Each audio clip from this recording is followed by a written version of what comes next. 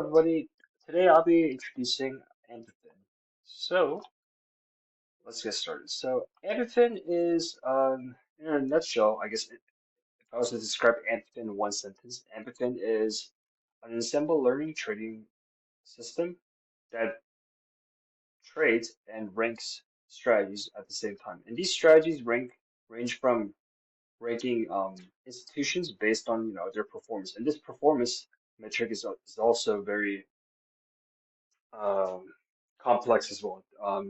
Performance, it's also ranked on like, successful minus failed trades being uh, if they traded the asset at a loss, and also there's also a measure of how much that margin is, how much that loss margin is, or how much that profit margin is. Um, we also rank them based on their current portfolio holding value as well. So that's the institution side. There's also the strategy side, that's sort of pure mathematical side. And we use a lot of open source indicators. We use, for instance, TA-lib, but there's also custom indicators that we use from our side. So, yeah, that's what AmpyFin is in a nutshell. And I remember saying that I wanted to describe this in one sentence, and I just made a whole paragraph about it. So, yeah, apologies for that. So yes, what is the actual mission? What's our mission? Why did I start AmpyFin? So AmpyFin, I don't. It's not to invest directly as an institution. As for a proprietary system, I think in terms of proprietary trading companies, there is a lot out there. There's Jane Street, Citadel, Two Sigma. You could name it HRT. For our model, I don't predict that our models are anywhere close to being good as their models. That's a disclaimer, by the way. But what I want to do is our model is it's proven to work, but I want to provide this service in a transparent manner so that our users have informed can make informed decisions in a financial market based on machine learning models. So if you look, online on GitHub, maybe like 3 years ago, 2 years ago, even now, machine learning models that do work, they're not often published on GitHub. Why is that? You can make money out of those. Our mission is, to make it open source, to make it transparent. So we have we made it open source. You could see the link in the GitHub. So we made our framework open source. You could you know hypothetically train your own version of AmpyFin. Ours is trained on a minute tick for 25 years, so that's why ours is pretty accurate. It's very not accurate, I wouldn't say accurate, but very, very well trained. Um, and also it uses different versions of AmpyFin. We have so I'll get into that a little bit, but I guess the goal is to make it open source. And by making it open source, we hope that people who want to learn machine learning and trading, they can use this framework as like their baseline. I remember starting um like freshman year in uni, I wanted to build a trading system of my own, but there was no framework. I think the closest there was LumiBot. I think LumiBot, yes, LumiBot. But theirs was a little bit all over the place at the time. The strategy wasn't there. We had to implement the strategy by ourselves, but they at least gave the platform. But if you look on GitHub, there was no strategy. And this for us, we don't want that. We want to share our strategy. And also by being, open source and transparent, we hope that, people could see that, this trading strategy actually works. And in the future, maybe, utilize APIs and things like that. But that's for another time. Um, we still, yeah, so for APIs, we still didn't implement it. We're planning to implement it in the near future, but as you see, there's no like, API documentation or anything. There is a demo there's a demo, but so I guess in terms of transparency, what do we provide? So, if we don't want people cracking, what the exact fine-tuned parameters of our version of AmpyFin is, that's like, just giving away all our proprietary system information. So what we do provide is, the current portfolios. What is AmpyFin holding? So, this is its current holding. And it's, oh, forgot to mention, this is done using live trading, by the way. So keep that in mind. Current rankings. So these are the 132 TA-lib indicators. We also rank institutions, but we are not going to publish those rankings of institutions.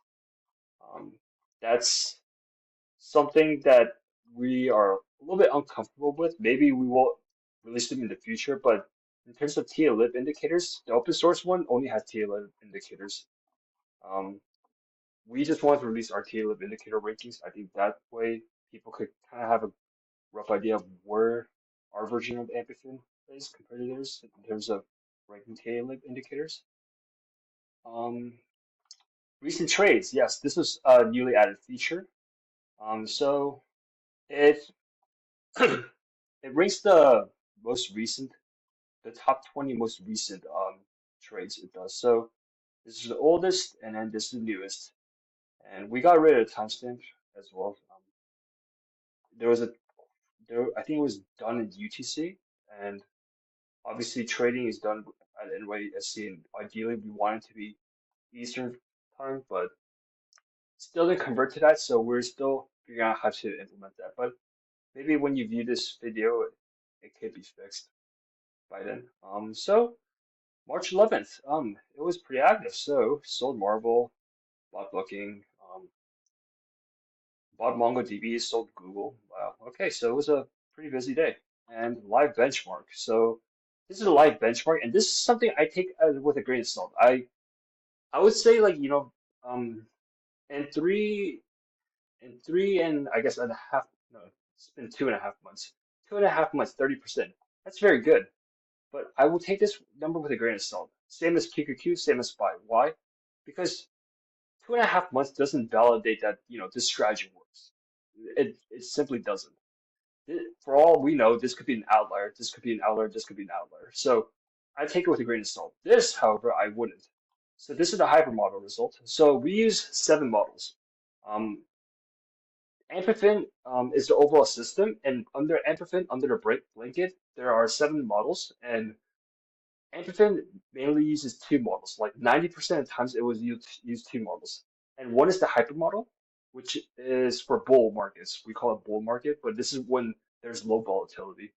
So we call it the bull market test. How far will we go up in the bull market test? And we allow our users to download the tear sheet. They could also download the log file, show that we actually simulated, this instead of, fudge the tear sheet. We actually simulated this. And, if there's any question about the tear sheet, you could just look at the log file. The log file is pretty big. It's in a zip folder for that reason. Um, it's in a zip because GitHub wouldn't let me upload, you know, I forgot how much it was. It was a lot of megabytes, or it might even reach over a gigabyte. So yes, that's that. And this is the hypermodel version 3.0.1. And yeah, it's a it was a pretty decent result. There's still weak learners, by the way. So I think one thing I have to clarify is the hypermodel itself and the prag model itself and all 7 models individually, they're very weak learners. But if you're able to, format a simple learning system with those weak learners, it becomes a very strong system. So this is the hypermodel, and this is, specifically geared towards trading when there's low volatility. So this is the test period 1, and then this is the test period 2, and these are the tear sheets. Yeah, so I think let's download one. Let's try to open. And yeah, as you can see, so I think Sharpe ratio, yeah, honestly, this is not that good. The Sharpe ratio is not that good. Sortino is acceptable. It's a acceptable range. The CAGR is obviously we want the CAGR to be higher, but it's a little bit, over. Max drawdown. So the prag model, oh no, this is the hyper model. Max drawdown for hyper model, um, yeah, this is an acceptable range, but ideally we want this to be, lower. Yeah, so overall, the hypermodel did train pretty well for on this test as well. I mean, it was a pretty good test. So yeah, I think this one it probably did better. Let me open. Yeah, batch one, test one. Yes. So 2.03, and ideally, Sharp ratio we want to be higher. CAGR it should be high. Yeah, so that's something we should keep on trading. So yeah, and it's still trading right now. It's still trading back in Oracle Cloud. So that's something that's something that keeps going on. We could go look at the prag model. So the prag model is specifically testing, you know, how I guess first the reaction time. That's something we look at, the reaction time. And I forgot what was it on top of that. Oh yes, during high volatility, how does it perform?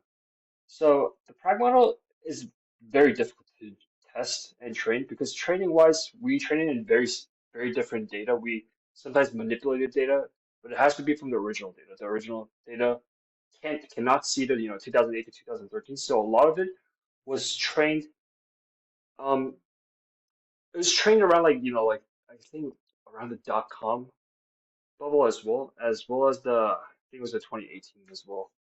But this this is the test period. So the prag model activates when the VIX indicator, which is the fear index, it spikes up above a certain level. And that level is like the prag model and what was it the hyper model, they both contribute to the final decision, but their varying level of decision making, like I guess like the weights of their decision, that's determined by how high the VIX index is. The higher the VIX index, the more influence the prag model has.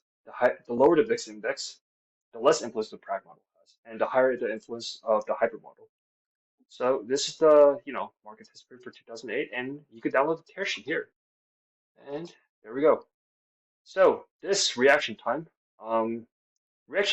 obviously, it should be, smaller. It should recognize this. But, the recovery was better. The recovery is outstanding. It's so obviously, the Sharp and Sortino, we don't really pay attention to that over here. For this one, this is purely about recovery and,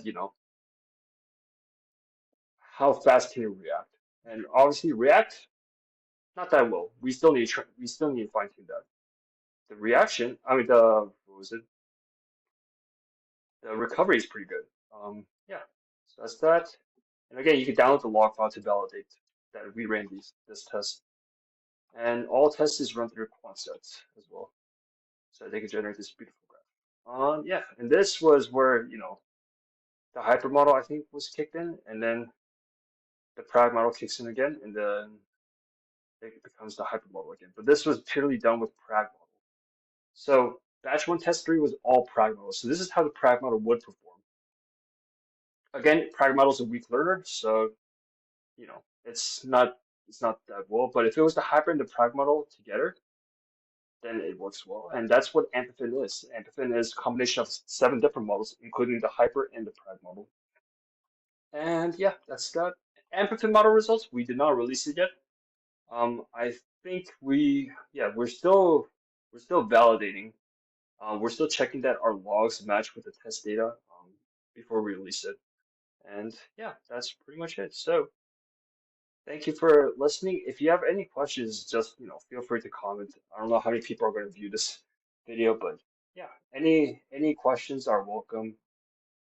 Yeah, and I'll be going over specifics about the proprietary, the open source, and how to set up the open source. I think that was the majority of the question I had. So yeah, thank you, and have a good day.